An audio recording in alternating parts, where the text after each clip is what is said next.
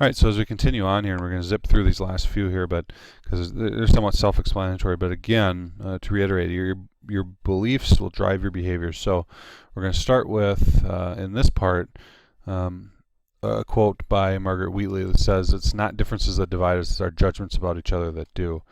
And so the next belief here is don't judge others. And it's something that I think a lot of us say that, well, absolutely we don't. But upon reflection, you have a lot of maybe hidden biases or things that could affect your conversation with somebody that maybe you're not aware of. But when we judge, there is no equality. And so, because we're automatically saying that I'm better than you because I'm judging you. And so, we're now putting ourselves one step above the person we're talking to. So really this judgment piece really violates belief number one on treating others as equals. And we mentioned that that first belief is there for a reason, I truly believe, because without equality, none of these other things can happen. And so you really need to listen to here without making assumptions, without prejudging your conversation partner. And so some of this too goes into, if someone is talking to me, oftentimes maybe want to finish their sentences, I want to jump to conclusions, and again then I'm thinking a little too much while the other person is talking, therefore not truly listening to them as well. And you really need to, we talked about this already, but recognize your own bias. It could be as simple as left wing, right wing. It could really guide how you proceed throughout a conversation. It could be you may have a hidden bias be for blonde-haired people and brown-haired people for all you know.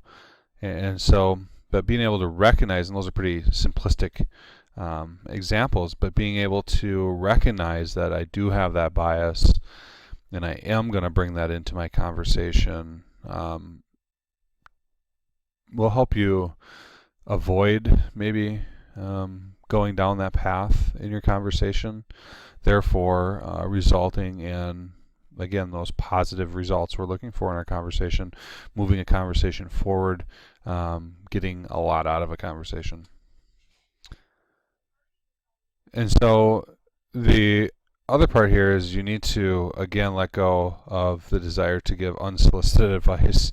This goes to into, I think, a lot of areas. They put it in the judging spot. Again, you're putting yourself one up, thinking that they're asking for advice when sometimes they're not.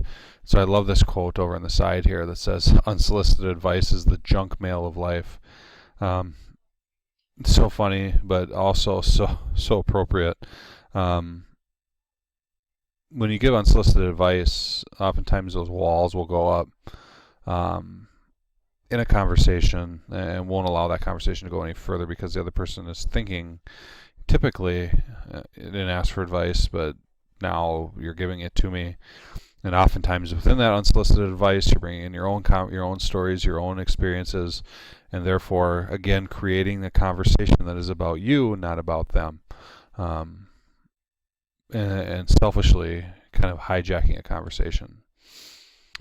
This is another one that's very difficult, no matter who you're working with, whether it be students or being your spouse, your parents, your brother, your sister, another teacher, another peer, whoever. But letting go of having to be right, and letting go of having to be right all the time. We need to learn and teach ourselves that it's okay to say I was wrong. It's okay to say that the other person was right or that was a great idea. Because having to be right all the time, again, hijacks that conversation, puts you one up, and does not lead to those positive results. And so we'll take a time here as soon as we read through these and reflect, but have you ever been given unsolicited advice, and how did that make you feel? Do you know your own bias, and what effect did it have on the conversation? And are there times where you have forced your ideas on others, and what was the result? So take a minute or two here 2 minutes, turn and talk to your partner, or reflect on your own.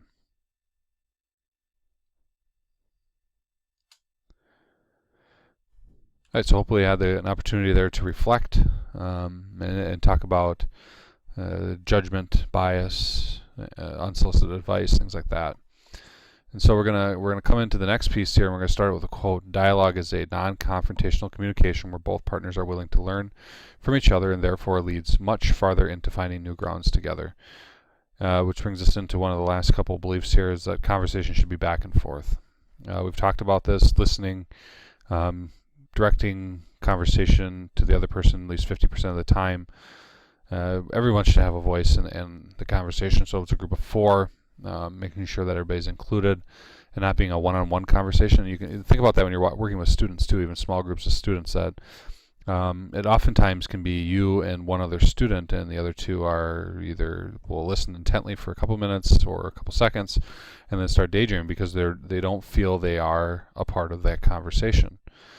And so making sure everyone is included, making sure everyone is heard, making sure everybody's thoughts, everybody's voices are in a conversation is so important. So, and you really shouldn't manipulate the conversation. So if you know where the conversation needs to go, don't manipulate it to get it to that point. Let it organically get to that point, because the manipulation piece, it's really inconsistent with seeing others as equals, and it violates, again, belief number 1, that our ideas are the best, our ideas are what needs to be talked about, when in all reality, it may not be that way.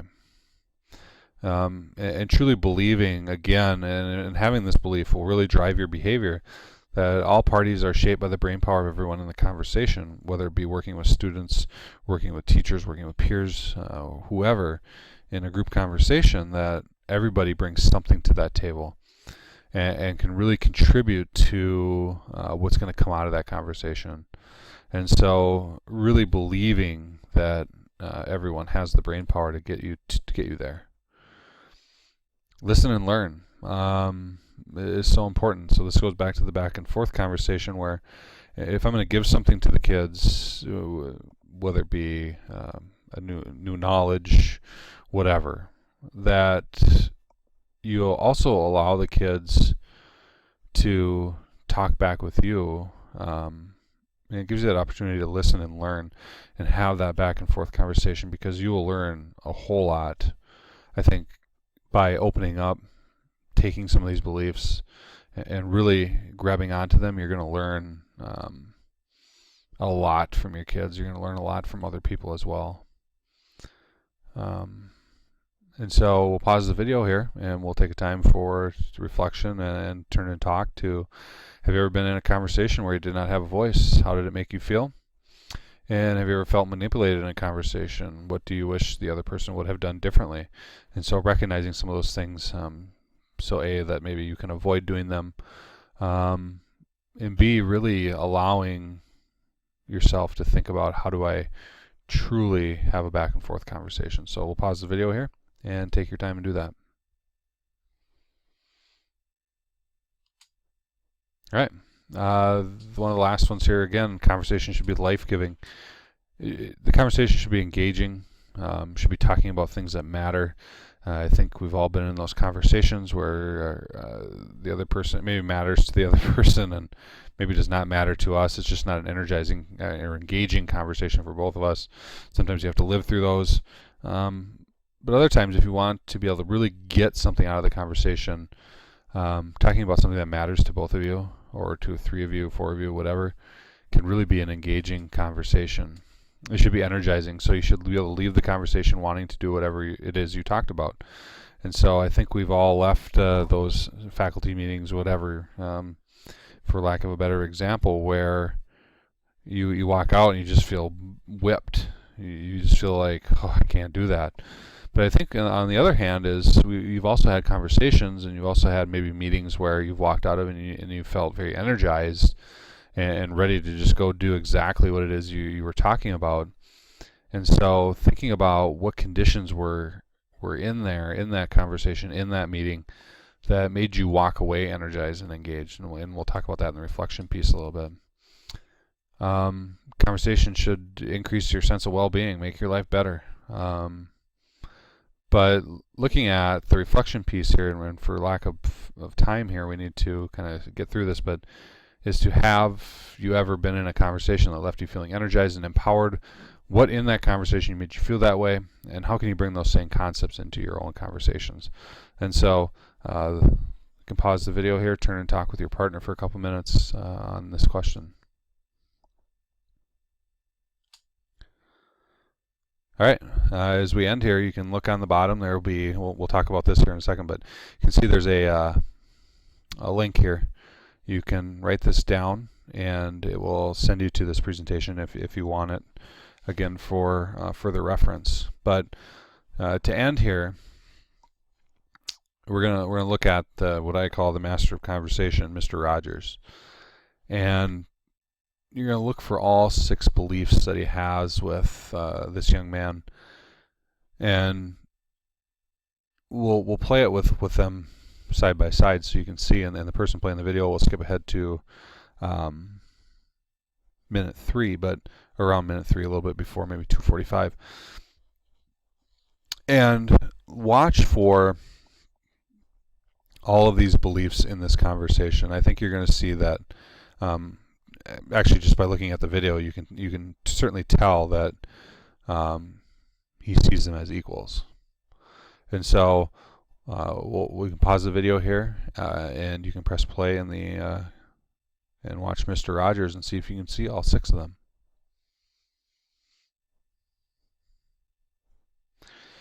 All right, hopefully you enjoyed the video. It could also have been stopped, I guess, a little bit earlier. But really looking at, I see the conversation as partners as equals by the way they're sitting. Number one, you can see that right there, that he sees them as an equal. How he approaches him, how he talks to him, he definitely sees him as an equal, and I think that one goes without being said. You want to hear what others have to say. Just looking at this still image from the video, look at the way that he's looking at him. You can tell that he really wants to hear what he has to say, and he goes into where he talks about the disease he has and the big word that he uses. He mentions, that's a really big word. I don't know what it means, but you can sure say it. He really listens, and he listens actively. People have a lot of autonomy. He's basically given them choice in the questions that he's asked to allow the young man to go wherever he wants to go in the conversation. He's not judging him, but whatsoever. I think that one is pretty self-explanatory. The conversation truly was back and forth. They were talking to each other. Mr. Rogers was more than 50% of the conversation was about the young man, not about him. And it was life-giving. I think that they both walked away out of that conversation feeling energized, engaged, and just ready to move on. And so a great video. He actually ended up inducting Mr. Rogers into the National TV Hall of Fame here, I think in the early 2000s, and then passed away shortly, about a year or two after that he had the opportunity to do that. So it's a pretty powerful video, but it really shows conversation. So hopefully as you walk away from this, that you get that conversations are complex, and that if you take those 6 beliefs and you truly believe those 6 beliefs, your behavior will follow suit. And so starting with equals, if you see others as equals, your behavior and your words will follow that. If you want to hear what you have to say and you truly believe that, your actions will prove that. Your actions will show that I really want to hear what people have to say. If you truly believe that people should have autonomy and you're going to give people choice, then again your words will show that. You don't judge others, your actions, the things you say, even not in a conversation. Recognizing your own bias, I think, is very important in that part. Conversation should be back and forth. The conversation should be life-giving. So again, a great conversation. Hopefully you can take some of these things back to either your job or your everyday life. So thanks for joining me, and hopefully we got through all of it.